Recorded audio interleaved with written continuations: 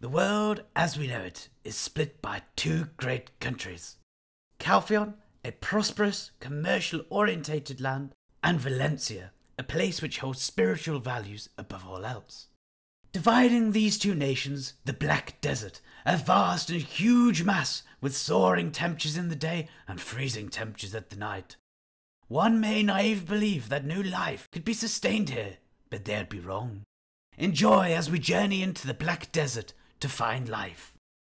Travelling in the Great Desert for an adventure is no easy task, and one which should be taken with care. A steady camel, water for the day to fight the sunstroke, and tea for the night for the hypothermia would seemingly be the bare minimum, but again you'd be wrong. A strong sense of direction is needed, as in the desert, unless one is equipped with a working compass, the luxury of direction and whereabouts is deprived. After travelling south from Valencia, the heat starts to feel unbearable. You get wary. This heat is playing tricks on you. At last you see an oasis, but your mind tells you otherwise. Quick to believe this is a mirage. We approach closely. We are in luck. Surprisingly, in this vast desert of nothingness, there is an oasis. And where there is water, there is life. Looking further into the distance, to the south, we see trees. Plenty of them. This oasis is providing water to the local valley. This valley archaeologists have called Titium Valley. And from a distance you can see the trees. And maybe signs of life. Approaching the valley at a safe distance, you can see swarms of creatures. A full society hidden from our world. These creatures are the Desert Fogans. They look similar to the Swamp Fogans found in Serendia, but you notice at a glance, rather than the iconic blue skin colour seen near Serendia, these Fogans have a much darker colour to them. This darker colour is most likely there to help them reduce exposure to the extreme temperatures found in the desert. And, surprisingly, the Desert Fogans are thriving. Full communities gathered around, and we will look closer to find out more. Two key things are required for life to continue in any region: subsistence and reproduction. Something that at a glance the Desert Fogans have mastered. Around the camps, two things can be seen in abundance. First is the food depots. For subsistence, the Desert Fogan use these food depots to contain food. It is fermented animal bodies that are hung in these, no doubtably caught by the fighters, and these are hung and left until they are ripe.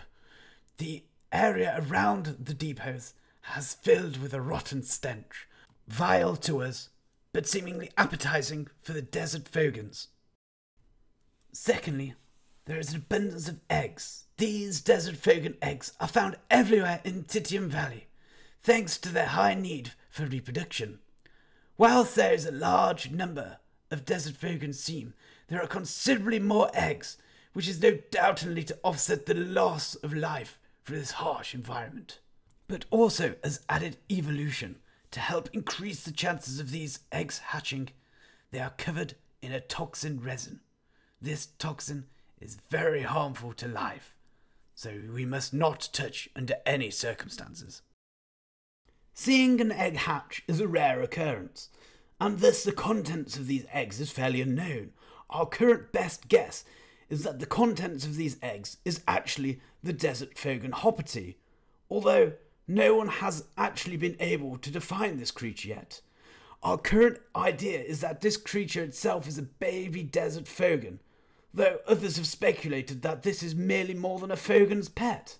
Then again, saying that if you look at the Prince Fogan rides, it is actually a large version of a hoppity, so some think these are just bred to be big mounts, but currently this is unknown. With food and eggs being scattered around, the Desert Fogan area security is paramount to this species' survival. One would guess that the Desert Fogan statues seen around the camps are for worship, but again you'd be wrong. The Desert Fogan statues found in Titium Valley, although looking like ancient artifacts, the second an intruder gets near, it will fiercely attack. Avoiding the statues, though, may not be an adventurer's largest worry. When Desert Fogan reach maturity, they are assigned one of 3 main roles in their community.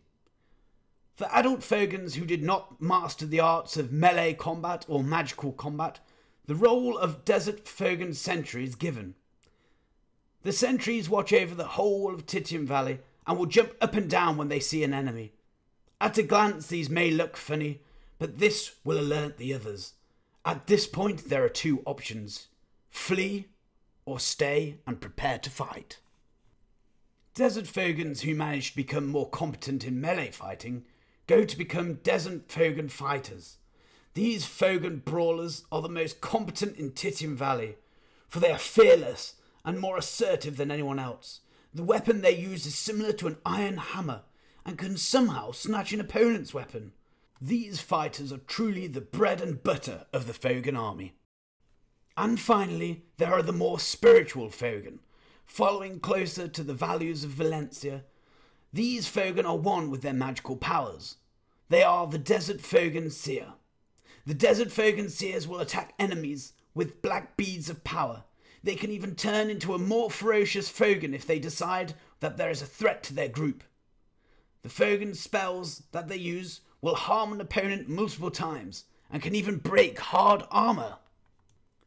It is worth mentioning the rumours of the fierce Desert Fogan Gatekeeper, a gigantic Fogan whose strength and power has been heard around the world, but that will be for another time. But alas, our time is done. We will leave the Desert Fogan, a tribe of creatures who have managed to adapt to a weird and wonderful desert. Until next time, safe travelling and enjoy our dark planet. Hey guys, it's Taboo. First things first, thank you for making it this far through the video. I hope you enjoyed it. It's definitely something different, but if you liked it, let me know. I mean, obviously it's based off the Lord himself, Sir David Attenborough. He's an absolute fantastic chap, and I thought it'd be a bit fun to put it into some gaming terms. So hey, and we learn something new every day. A quick overview. Obviously I'm back, as you can quite obviously tell. It's been a long time, and I will put a video on to tell you why it's been so long, but I'm back. I am completely amped for playing the Archer. It looks so cool. It looks like everything I always wanted the Ranger Awakening to be, so I'm really up for that. Now if you've got any ideas on what I should do for other videos, please let me know. I've got a bit more free time now, so I can definitely do some videos. And also a quick shout out to anyone who's in the EU playing. The guild that I used to run, Delete, we're actually back. We're looking for some more members just to have a bit of fun, be really casual with, not doing anything serious. Few odd node wars, bit of PvE, you know how it goes. Anyway, thanks for watching, take it easy and catch you all soon. Bye.